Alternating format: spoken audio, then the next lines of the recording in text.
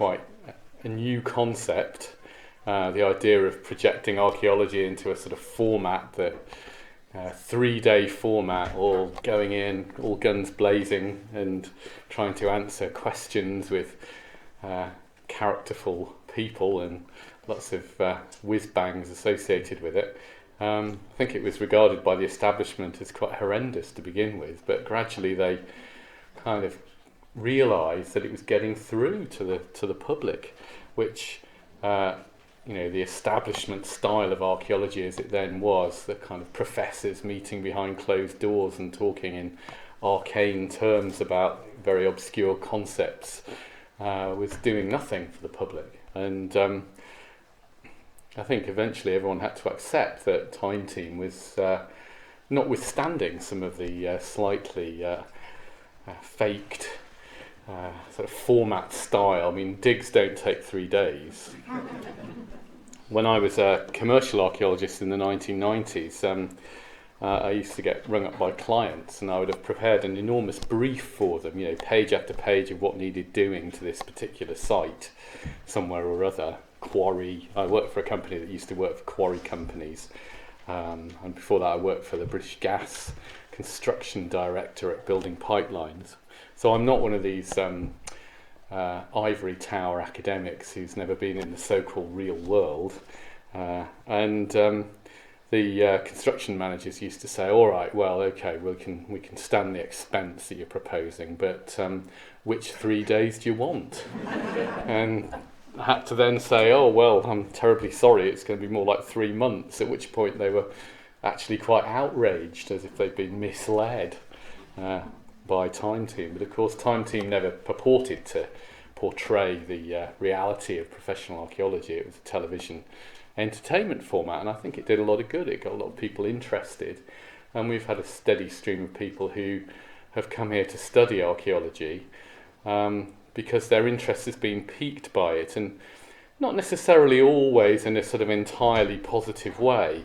People have sat there watching it and going, hang on a minute, even I can see that statement's not really based on any factual reasoning. And it's that kind of thing that gets people into thinking, well, actually, perhaps I should, if I'm interested enough about this subject to have an opinion, which a lot of people do, then maybe I should go and study it in a more structured way, so that those opinions can be more sort of related to an acquaintance and engagement with the literature and the sites and the various schools of thought in archaeology, which is really the way that we teach it here.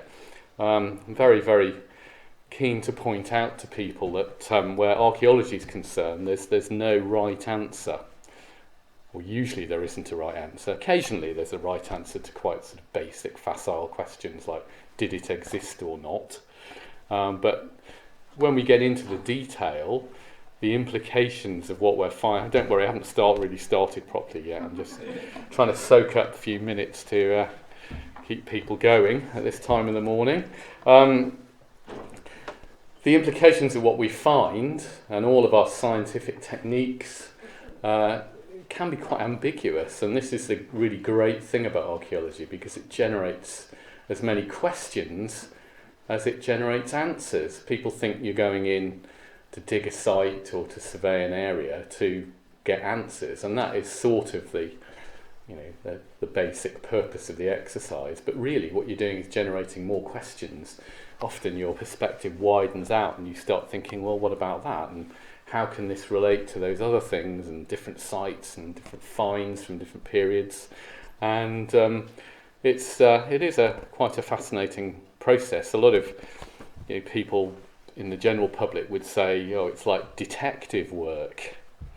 Would anyone go along with that? Yeah.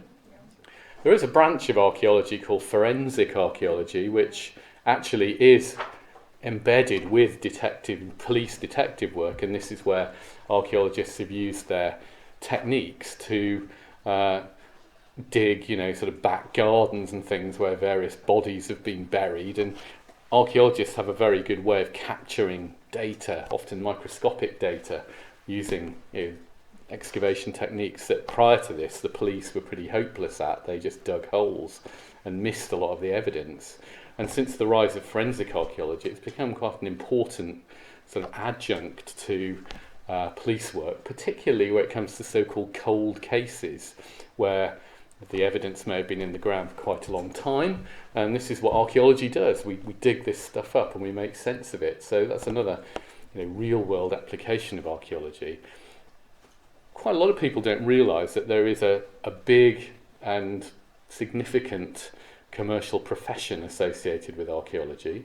It's not just a kind of arcane university subject where you go and look at dusty Greek pots and talk about those. There's a world out there of planning and development. I've already kind of alluded to that already in my talking about my previous jobs. And a lot of people work in archaeology. Has anybody heard of Oxford Archaeology? That's a company, I suppose you could call it a company. It's actually an educational charity based in Oxford, and it's the biggest commercial practice in the country. It started off as the Oxford Archaeological Unit back in the 70s when it was part of the council, and it was put there to do excavations ahead of development. And they do enormously good work, and they've got fantastic people. And here we have a very close relationship with them, and we do a lot of teaching with them. So people who come and learn with us at continuing education will very often find that the people teaching them on a particular day school or evening class are from Oxford Archaeology, or even some other companies a bit like it, who are involved in the day-to-day practice of archaeology. And I think that's really important, because it does have this sort of real-world dimension to it, but it also has a pure, if you like, academic sort of a sense of inquiry about the past, and that, I suppose, is the absolute heart of archaeology. People who are interested in archaeology are usually those people who have some sort of imagination. I hope we've all got an imagination here, and can think about the past in a way which stimulates that imagination. You can just dream about the past if you want, about the Iron Age or the Vikings, and just make of it what you will. You can read fiction about it. You can read the Game of Thrones if you want. I'm not saying there's anything wrong with that. It's very entertaining. But for a lot of us, it's not enough. We need to get into the real stuff of what was there in the past and what we can tell from the remains left by people thousands, or in some cases more recently, hundreds of years ago, and piecing together that picture. I was talking to a guy yesterday at lunch who started off as a historian, and he switched over to archaeology. I'm not trying to do down history here, by the way, just in case anyone's bothered about that. I actually have my first degree in history myself, so I'm partly on their side of the argument. But he said archaeologists, they think about the past in a different way. They don't just think about a sort of logical sequence of events, which is kind of how historians think about it, and try to explain those events. Archaeologists think about the totality of human activity and all the stuff that doesn't get recorded, the daily life, birth, diet, disease, death. All of this is part of archaeology, and we look back into distant prehistory for this, and it's very much the human story. So let me start off by disabusing you of the fact that dinosaurs are part of archaeology. This is often spoken of. Often youngsters really, but not in every case. I say I'm an archaeologist, and they say, "Oh gosh, that must be so fascinating.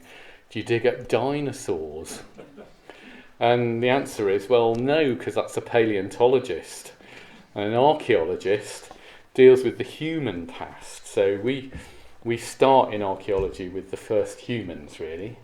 Really, that's biological anthropology when you get right back to the very early humans.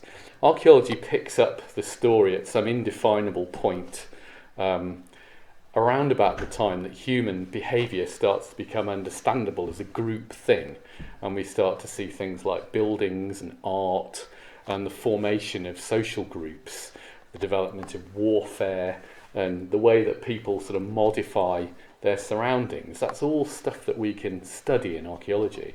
We see how people change their own environments. Now, this is something very topical today, isn't it? Because humans have changed our environment to the extent that the environment is now experiencing severe problems, And but this is, this is a real thing today on a huge scale, but it has happened many times in the past. Humans overexploit their environment and it all goes into a crash scenario. They have to pick up the pieces and start again. And this cycle of human behaviour and culture and the development of increasingly advanced societies, the beginning of writing, the beginning of art, the beginning of urbanisation, they're all things that archaeologists are really into and study. And they're all absolutely fundamental to our lives in the present day, aren't they? If you think about it, we're here in Oxford, which is a city, an entirely sort of artificial construct in this 4-storey building equipped with electrical power, broadband. It's an extremely complex system we've built for ourselves, but it actually rests on rather fragile foundations. And being an archaeologist can help you understand that in a more sort of long-term perspective. So I think this is part of why people are interested in the past. There's also the fun bits as well. There's going out on site and digging and finding stuff. And that's always... People say, what's the best thing you've ever found? And you'll laugh at this, but my answer to that is myself. Because being an archaeologist has been sort of, for me, it's been my life really. I'm fortunate to have a position in the university teaching it. But it's more than that really. It's my imagination as a kid got into this sort of stuff. I mean, I'm interested in the historical period. Mostly actually I specialise in the Viking Age. This on the top right is one of my sites that I excavated. This is a settlement up in the Orkneys. It was a 27-metre long Viking longhouse with all the stuff inside it. Furniture still there. It was made of stone, obviously, the IKEA of the day. And metalworking remains, hearths, environmental evidence for Viking Age lifestyle, some wonderful finds. And this was buried under a great depth of wind-blown sand. And the wind-blown sand had come in as partly a result of climate change in the Middle Ages, when the climate... Anyone heard of the Little Ice Age? What happens when the climate gets colder? Anyone? What happens to sea level? Anyone like to... It drops, that's right. And a side effect of that is that as sea level drops, it exposes more of the seabed, particularly at low tide, to the wind, and you get these great influxes of sand creating these enormous dunescapes. You see these around the British and European coasts, something I've written a few articles about. Probably sounds quite boring actually, doesn't it? But it really is quite exciting if you think about it, because this is climate change affecting the way people inhabited a landscape. It blows in and covers up their structures and their settlements. They have to move on. They fight against it for a while, and we can sort of document that archaeologically. But ultimately, it's a losing battle. And then it's all there for us to find, hundreds or thousands of years later, using things like geophysics and test pitting. And the quality of preservation on the site like this is absolutely stunning, because it's not been subjected to the same erosional processes as it would have been if it was in a ploughed field where things get trailed over by the plough and broken up. It's so deep under the sand that it's really still there. It's like a sort of sand Pompeii. And that's something that I got really fascinated in. And the only way you can explain this archaeology in years gone by, we'd have just dug a trench like that and then sort of said, oh, this is what's here and so forth. But now we can look at the broader landscape, the process of landscape and environmental change, and try and explain the processes that led to the inhabitation and then the abandonment of these settlements. So that's something very important to me. I've also worked in the past on a project looking at coastal change, the way that sites get eroded by the sea at Mells, and I've written a few books, which I don't think there are any in reception anymore. I used to have a stack of them you could buy, but it is available on Amazon, so please feel free to buy that, Viking of the Irish Sea.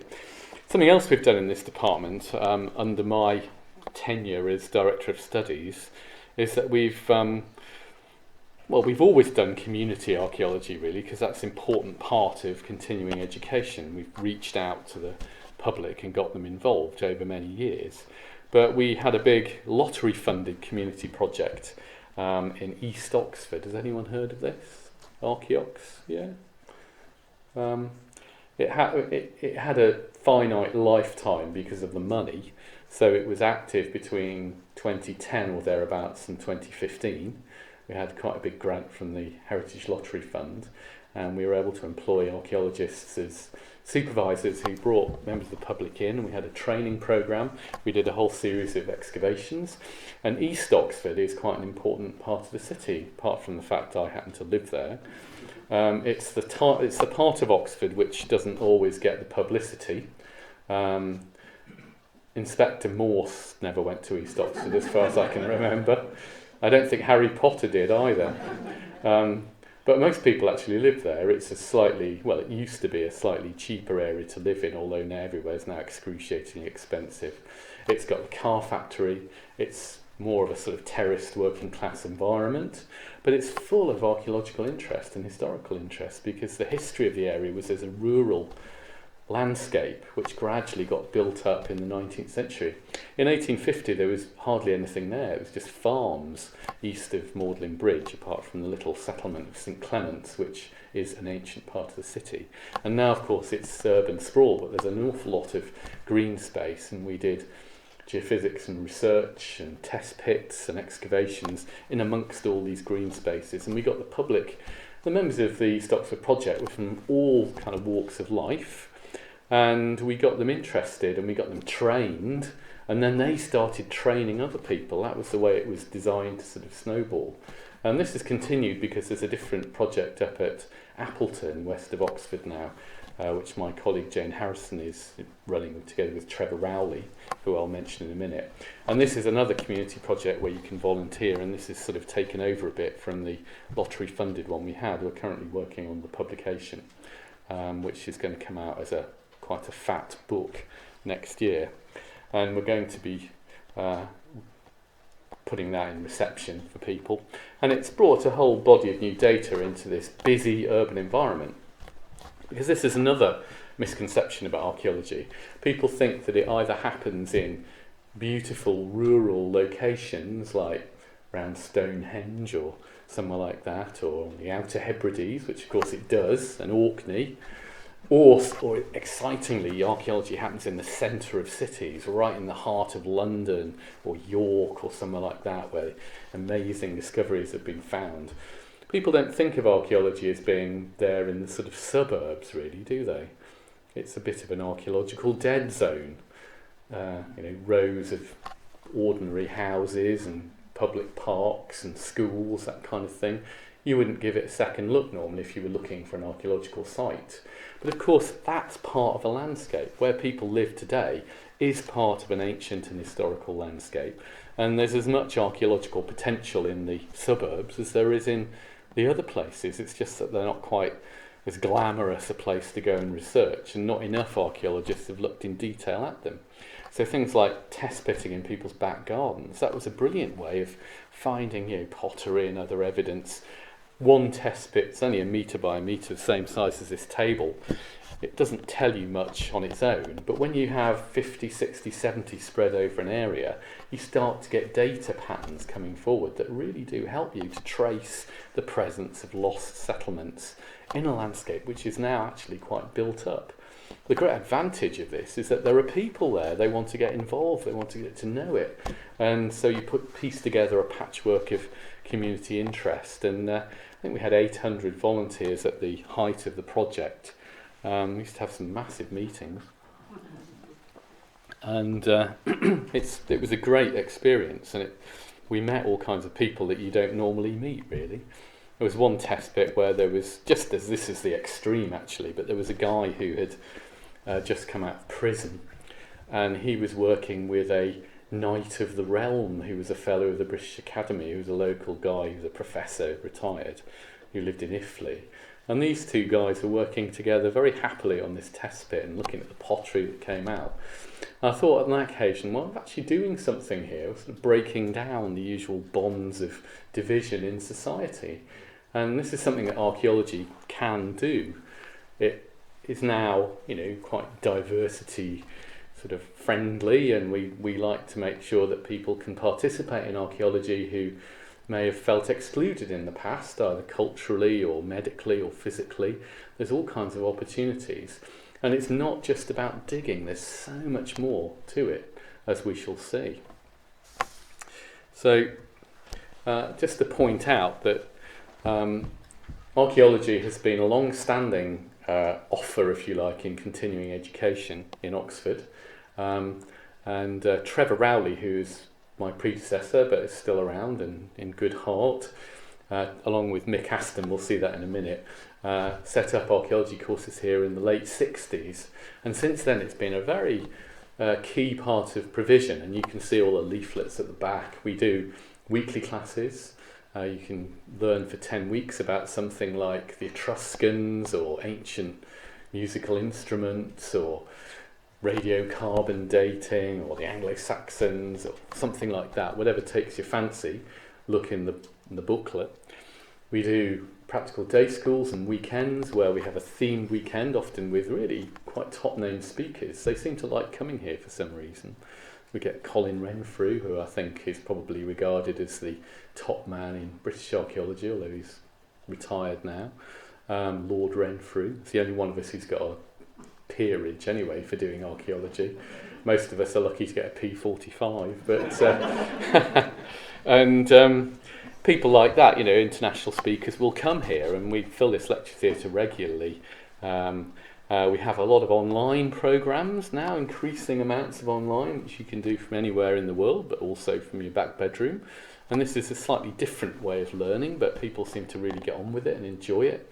It's something you can do in the hour between, you know, putting your kids to bed and the news at 10 or something. You get in and do an hour on your online course. And then, of course, we have a series of what we call awards. This is not the kind of, you know, gold medal thing that you get at the country fete. These are qualifications, if you like, certificates, diplomas, advanced diplomas, and moving up to a master's course in Landscape Archaeology, which is something that I dreamt up and set up about 15 years ago, and it's been going strong since then. And we also have a part-time DPhil doctorate in archaeology as well. So there's an awful lot there, and I hope for all of you here that there's probably something in that panoply of opportunities that you might feel motivated to get involved in as time goes on. And we're very proud of our heritage here. We do have a good relationship with the School of Archaeology, which is the research school in the university for archaeology, formerly known as the Institute of Archaeology, although they've kept the name for the building. You've probably seen it in Beaumont Street near the Ashmolean. Looks a bit like a dentist, doesn't it? People go in brass plaque, etc. Now that started, I think, they had their 60th anniversary a couple of years ago, so it'd be about early 1950s. And of course, continuing education, if you've looked at the exhibition in the common room, has been going since 1878, so we welcome these newcomers onto the scene. And we've kept up our provision, and we perform an important role within the university because we offer opportunities to people who can't come here to do 3 years solid BA kind of study, but wish to do it on a more flexible basis. And that is the qualification you need to do it. It's enthusiasm, and you need to be able to fit in with the flexible study program. But beyond that, you know, it's all comers that we're interested in, and all ages as well. One thing that that stuff about tour of the building later, that's from a past talk, so I won't be giving you a tour of the building later. However, you're very welcome to go on a self-guided tour of the building, and I'm sure there are lots of people around who can show you. One thing that we make a big deal of in our archaeology here is landscape archaeology. It is part of mainstream archaeology, but it's also a distinctive strand within that. It's looking at the bigger, or even the biggest picture. Has anyone, I'm sure we all have, parked their car in a lay-by, or been walking down a public footpath, or even looked out of an aeroplane as you're sort of taking off from an airport and seen this carpet of green fields, mainly squarish green fields below you.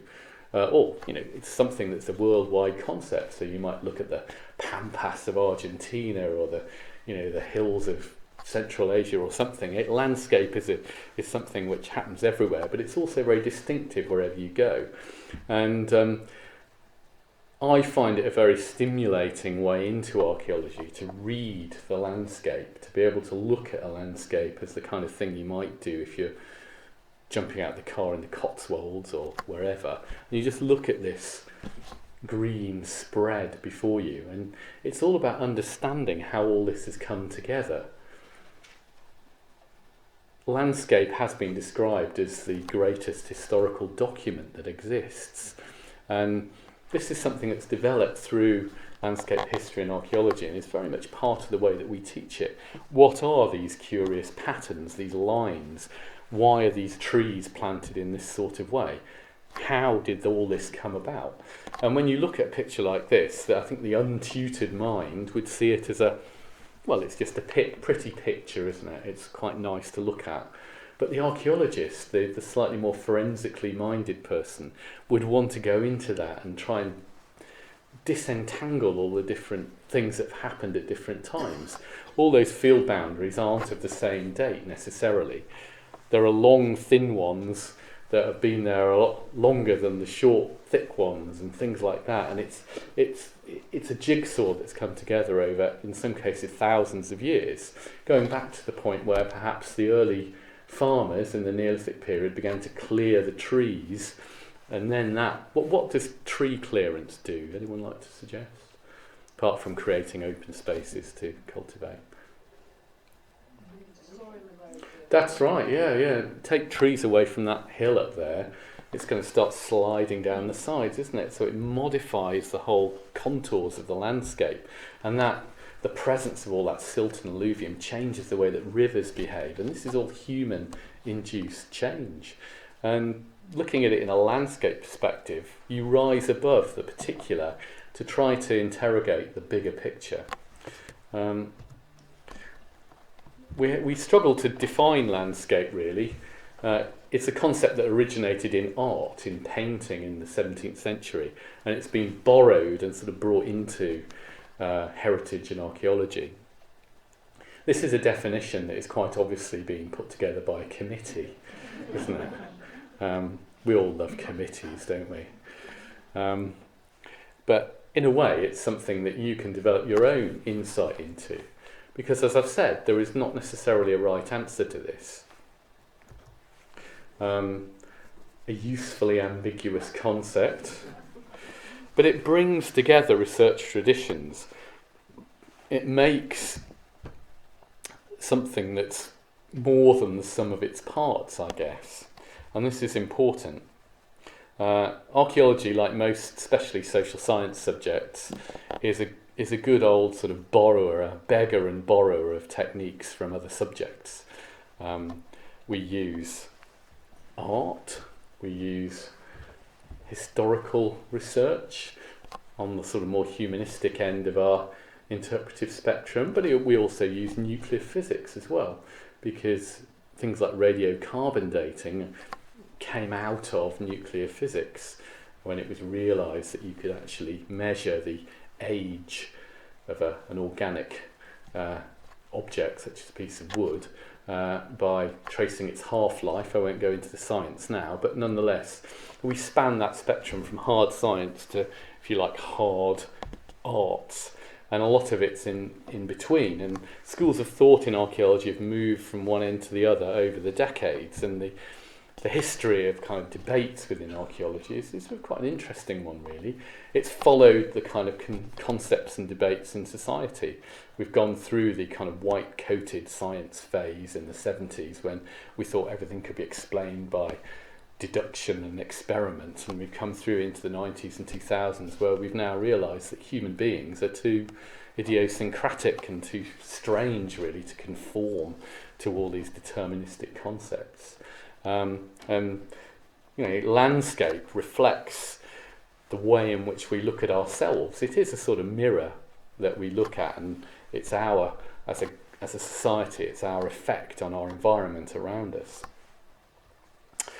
So, although landscape archaeology as a concept is relatively recent, effectively it's been done for a long time.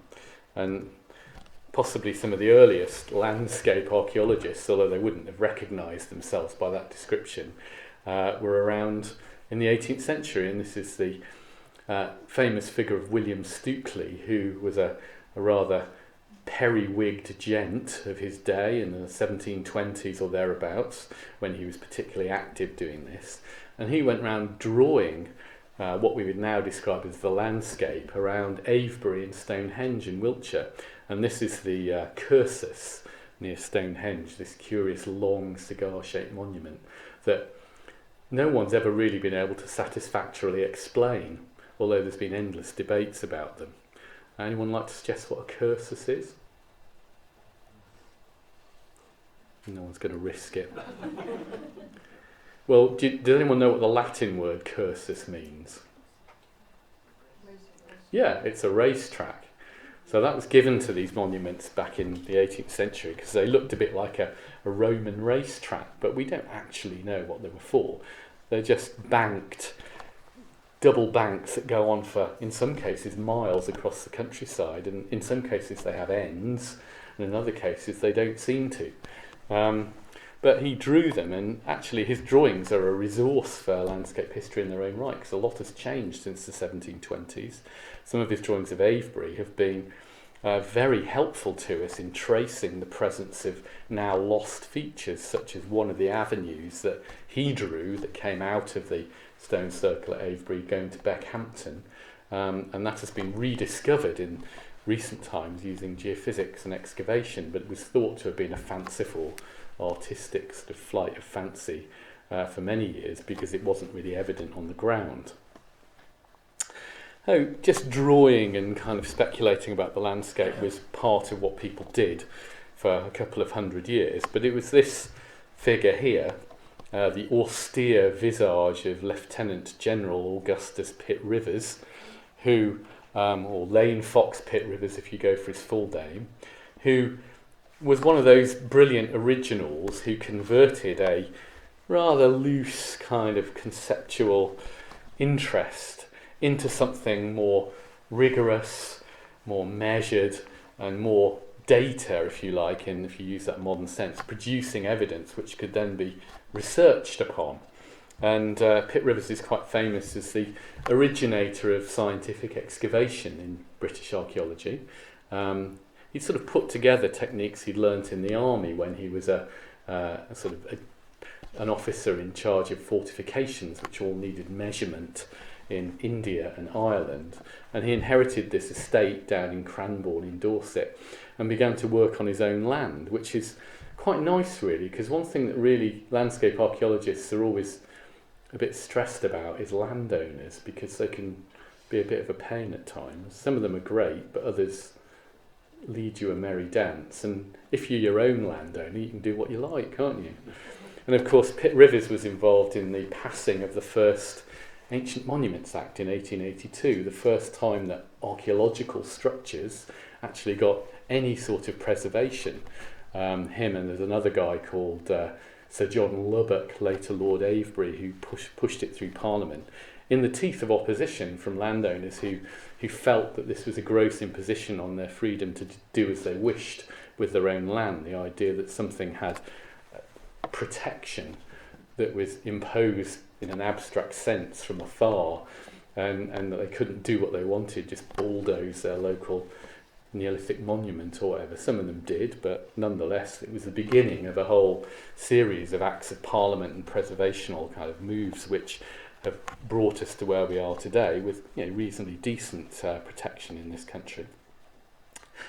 Pitt Rivers also introduced measured survey of landscapes, and here's an example at Rotherley. It's not produced in exactly the same kind of way that we would do it today, but it's perfectly intelligible as a landscape survey plan. You can see there are enclosures here. He's using a kind of code. The landscape doesn't look like this, does it? And in 1887, or whenever this was produced, no one had ever been, unless you'd been in a hot air balloon, in a position to view the landscape like this. It's second nature to us today with aeroplanes and things, that we kind of conceive of a landscape from above. This is not the case in the 19th century. You know, powered flight was a 20th century phenomenon, which did then become very important in archaeology. But you can see what a conceptual leap it was to map stuff like this from the previous kind of vantage point that Stukely had of just sketching a landscape from sitting in a corner of a field. And it really made a massive difference to the way that we now approach the subject. And so he has a claim to be not just the originator of ancient monument protection, the inventor of rigorous scientific excavation, but the first proper landscape archaeologist. So it's not bad for one. He also amassed an amazing collection of material and objects, ethnographic objects, which you can see if you go to the Pitt Rivers Museum. So rather a splendid career. When we get to the 20th century, we get these wonderful, slightly eccentric characters coming in to influence the course of the subject. And this is OGS Crawford, who was a real character in the mid-20th century.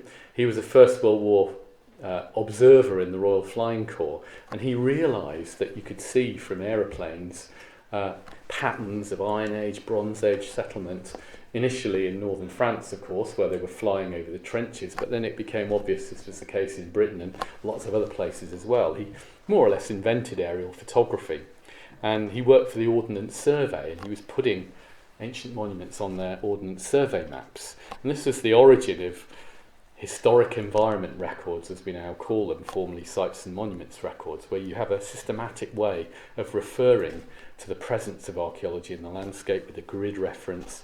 And this again was extremely important at the time. One of his complaints was that the OS didn't give him a car. He used to go around on the old rural railways that were all closed by Dr. Beeching with his bike and all his maps in leather satchels, and he literally covered thousands of square miles putting these things on a map. An amazing career, really. Don't think the like of these people has been seen since. And he wrote something that was quite profound, and that is that the landscape is a palimpsest. It's something which has been written over and written over and written over again.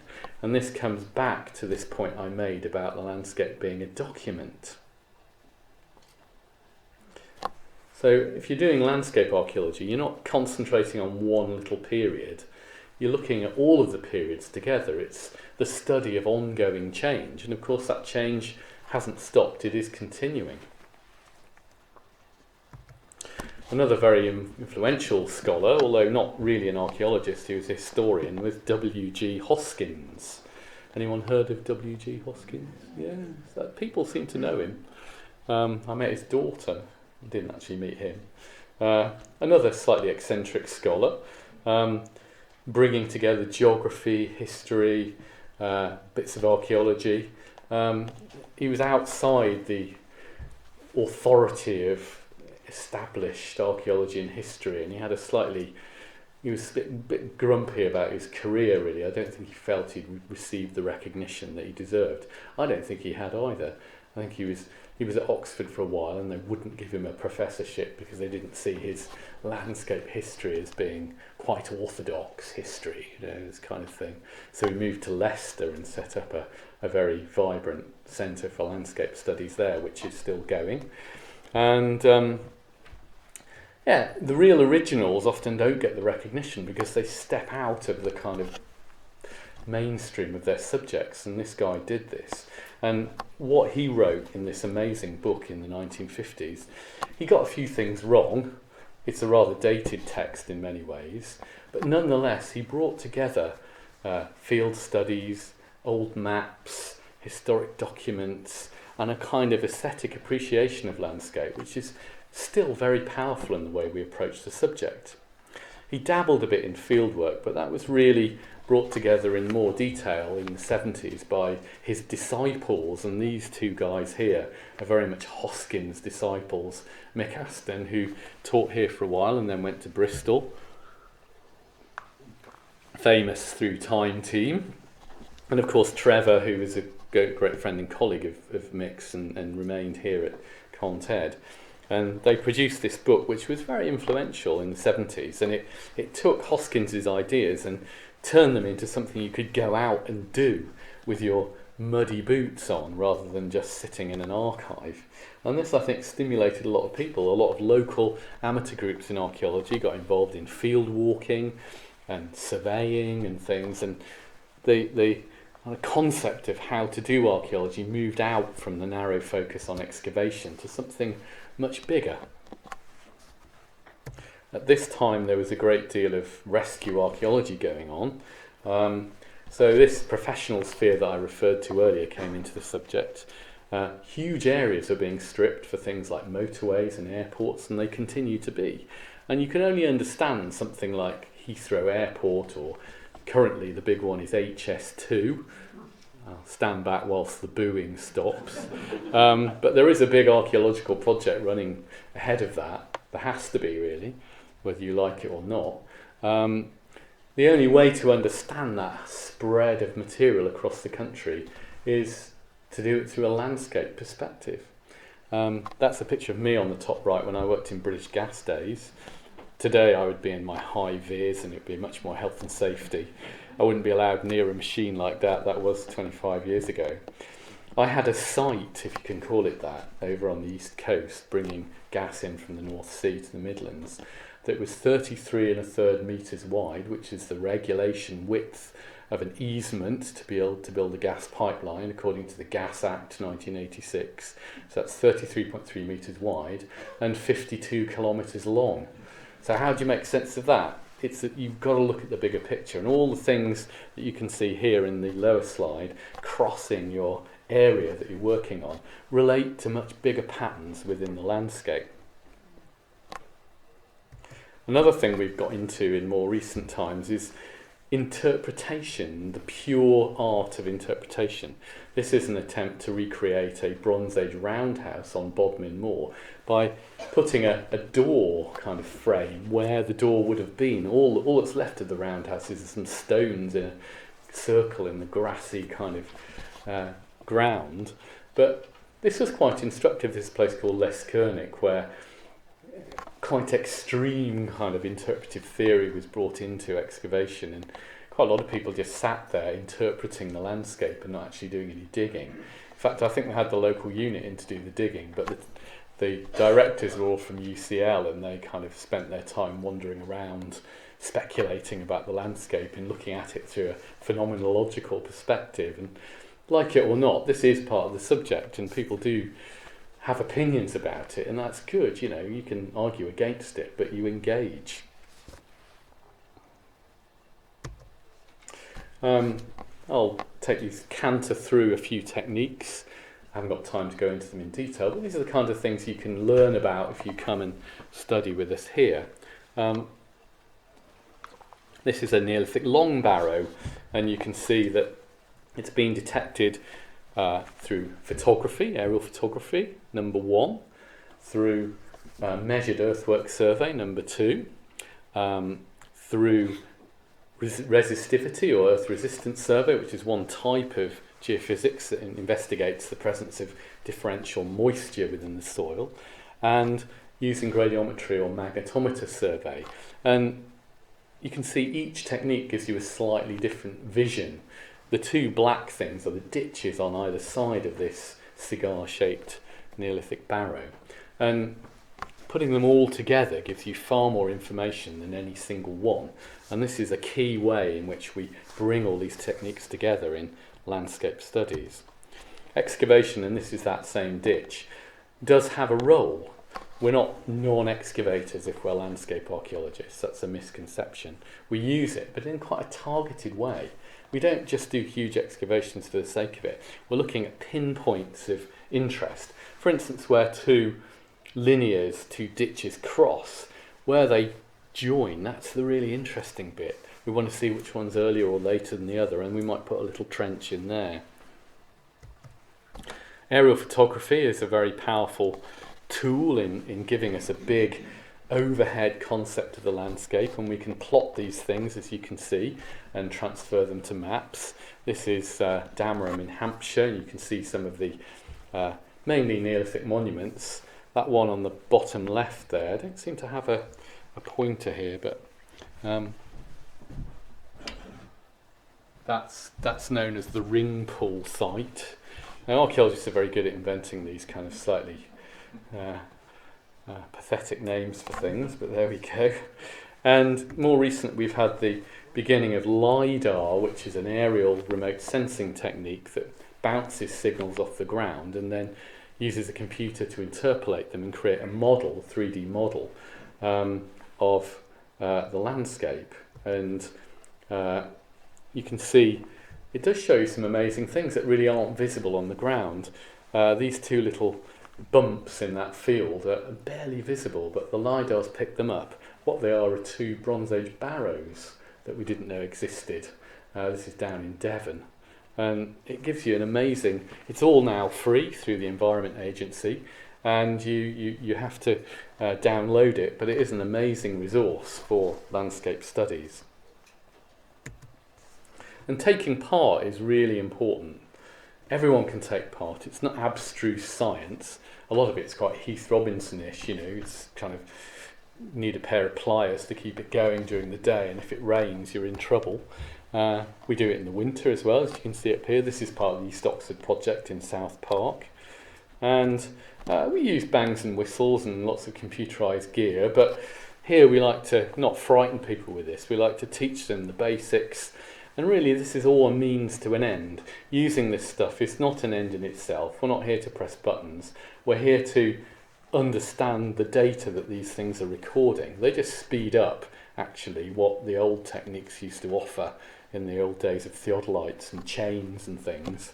And not all of it's high-tech. Some of it's quite low-tech. We can do plane tabling, which is a wonderful way of building up a map of earthworks just using pencils and tapes. And environmental archaeology and geoarchaeology, pollen studies, ancient soils, this is all part of the picture. There's a pollen diagram if you're interested. Come and study with us and we'll explain them. And this is going back to the test pitting that I showed you earlier on with the East Oxford project. We had little kids, we had people who'd never touched a trowel before getting involved in this, and they were all fascinated really, and we prided ourselves on being able to put the gardens back to more or less how they were before. A couple of rainstorms and you wouldn't notice, so we're even quite tidy about it. Field walking, this is where we march up and down fields and systematically collect material from the ploughed surface, and you can map it and get concentrations which then lead you to do other techniques. And of course, often the end product of these things is excavation of some sort or other, big or small. This one up here is Donington Bridge, which was a Neolithic pit cluster in East Oxford. Below it is Minchery Farm. It was a medieval abbey in Littlemore. Along with this goes a tremendous amount of archive research, and this is the sort of thing people can get involved with, even if they're not into digging. There's a wealth of information already there that people have taken out of the landscape. It's not been properly studied or worked through. Boxes and boxes of it. And historical maps and that kind of archive research is really important. We put things together on computers. This is called GIS. This is about bringing together material in a systematic way. Again, it sounds a bit high-tech, doesn't it? But it's there. We have to take account of it. It's given us a capability that previously, the days of using rotring pens and magnifying glasses, we've moved on from that so far. And it all helps to articulate the data so we can interpret it and present it publication. And when we get to a master's level, this is something that we do teach. I'm coming to the end of this now. I noticed Marianne Talbot sticking her head round the door, slightly proprietorial way, because I think she's on next. But a couple more slides. This year, this is actually quite an old slide. This is from 1976, the very hot summer of 76. But this has been repeated really this year, when the very, very hot weather has resulted in the showing up of crop marks and ancient sites which are normally not visible. In a wet summer, this is all still here. These are ring ditches and enclosures under the university cricket pitch in central Oxford, would you believe?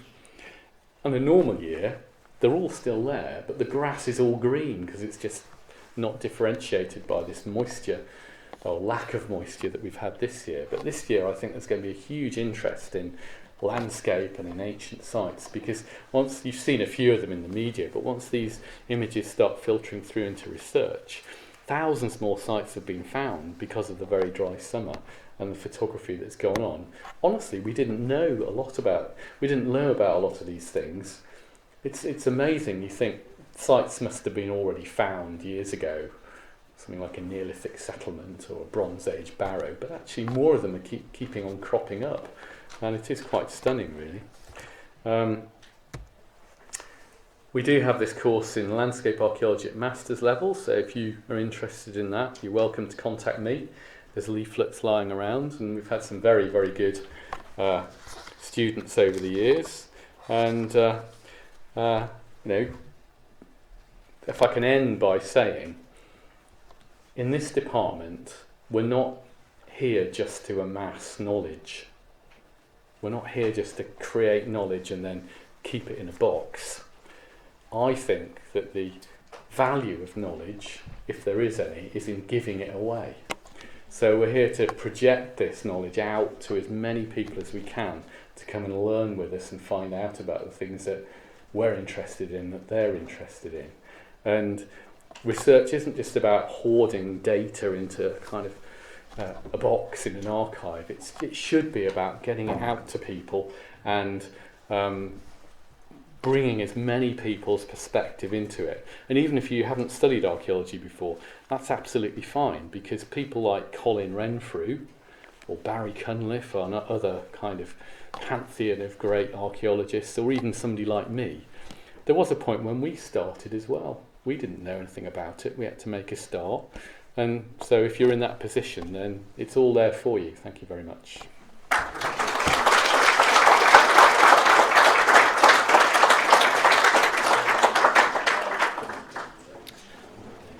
I think probably we ought to go now for the next one, but thank you for that.